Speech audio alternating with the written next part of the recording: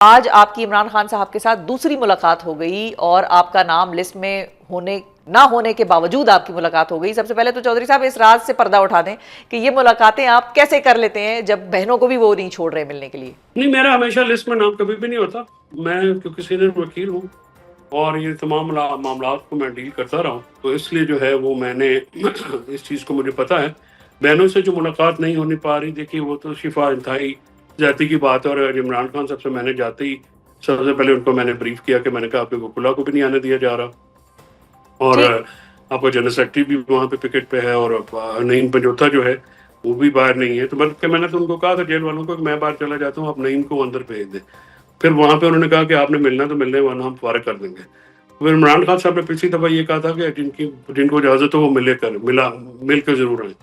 तो मैं था, मेरे साथ 3 वकील और थे। अफजाल पहाड़ थे जो लाहौर से हैं, शहबाज शरीफ के मुकाबले में इलेक्शन लड़े हुए हैं, वो आज वहाँ पे पहुंचे थे। और अडयाला जेल के जो बाहर बाहर वो लिस्ट में से 2 ही बंदे पहुंचे थे। एक फैसल मलिक, वो मेरे साथ अंदर गए थे, नईम को उन्होंने नहीं जाने दिया और बाकी अफजाल पहाड़ और मैं। आज हालांकि 6 बंदे मिलते हैं, आज 4 की इजाज़त दी उन्होंने, 2 की तो गुंजाइश थी, नहीं भी जा सकते थे, दूसरों में से कोई एक वकील और भी जा सकता था। तो बस ये इंतजामिया की ज्यादती होती है, ये ज्यादती करते रहते हैं। अच्छा, लेकिन आपने खुद ही नाम ले दिया। सलमान अकबर राजा साहब तो सेक्रेटरी जनरल भी हैं उनकी जमात के और वो भी सीनियर वकील हैं, उनको क्यों नहीं जाने देते? उनके साथ मुलाकात में आपको क्या इशू नजर आ रहा है? आपकी असेसमेंट क्या है? क्या, एक तो वो पहुंचते भी नहीं है ना, वो पिकेट पे डायरेक्ट चले जाते हैं। पिकेट पे तो वो आपको रेस्ट कर लेंगे, तो थोड़ा सा बंदा ये भी होता है ना कि अडयाला के बाहर भी पहुंचना देखिए एफर्ट होती है ना। एक मिशन वो भी है, एक मिशन अंदर जाना होता है, एक वहाँ पे पहुंचना मिशन है। ठीक वहाँ है। पे पिकेट से राइट लेफ्ट पे गलियों से होके, लेकिन वो हमारे यूपी पहुंचे थे तो उन्होंने कौन सा करने दी थी। तो ये तो अब इसकी साइंस जो है वो हमें तो समझ में नहीं आती।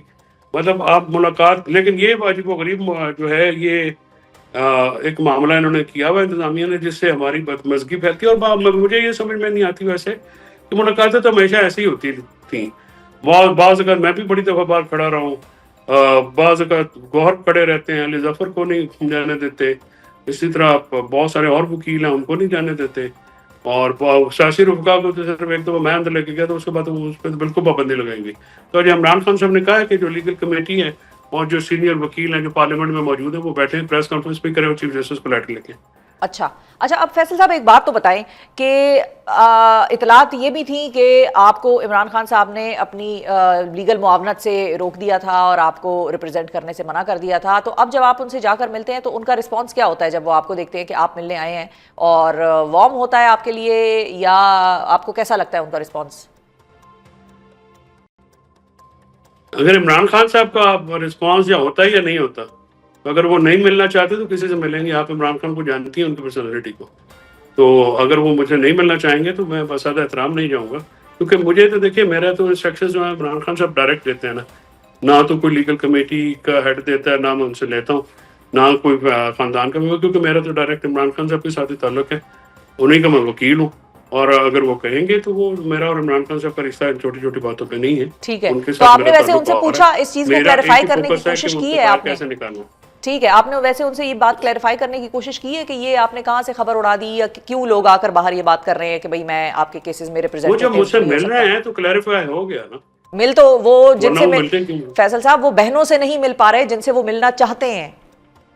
सवाल इधर उठ रहे हैं कि नहीं, बात यह है कि बहनों का मामला तो मैंने आपको कहा है कि वो टारगेट हुई नहीं है बेचारी, वो तो ज्यादती है, वो तो जुल्म है। और वकीलों और फैमिली की मुलाकात अलग-अलग होती है ना।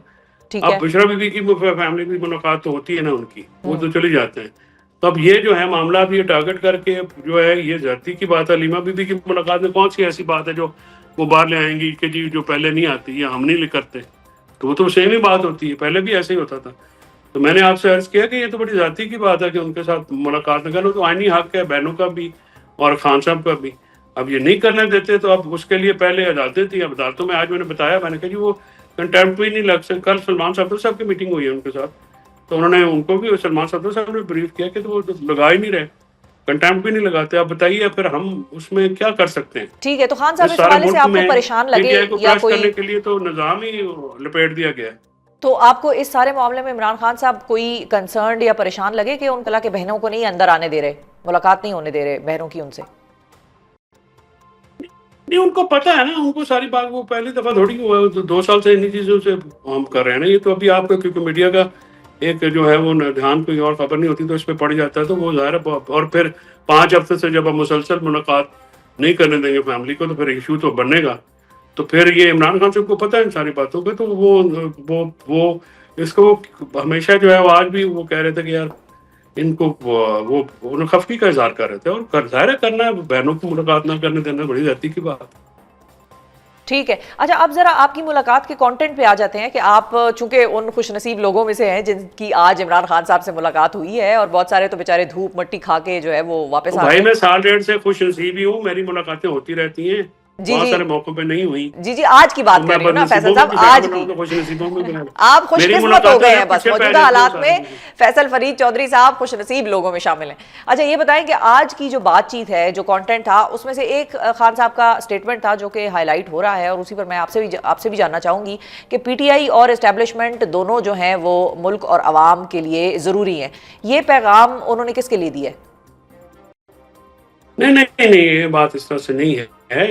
उन्होंने ये कहा है कि देखिए, फौज तनहा किसी भी मुल्क को मुत्तहद नहीं रख सकती, उसके लिए अवाम का साथ चाहिए होता है। और पीटीआई वाहिद जमात है जिसके साथ अवाम, आपने मेरा ख्याल मैंने ट्वीट नहीं पढ़ी, उस ट्वीट में मैंने ये खान साहब का ये कोट किया है कि उन्होंने ये कहा है कि जी उसके लिए पीटीआई को जो 8 फरवरी को अवाम ने वोट दिए हैं, तो वो इलेक्शन जो है हम तो मैच जीत चुके हैं, तो इस वक्त इस्टेब्लिशमेंट और मुल्क के लिए पीटीआई की जरूरत है, क्योंकि पीटीआई वाहिद फेडरेशन की जमात है जो कि मुल्क को मुत्तहद रख सके। अच्छा, तो वो ये बात कह किसको इस रहे तरह हैं? से हुई। आवाम को, वर्कर को कह रहे हैं, अपनी पार्टी को कह रहे हैं, कि एस्टेब्लिशमेंट को बता रहे हैं, हुकूमत को बता रहे हैं? किसके लिए ये पैगाम था?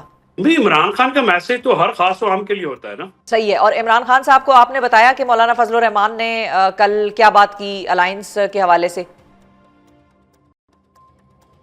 नहीं, उनको पता था।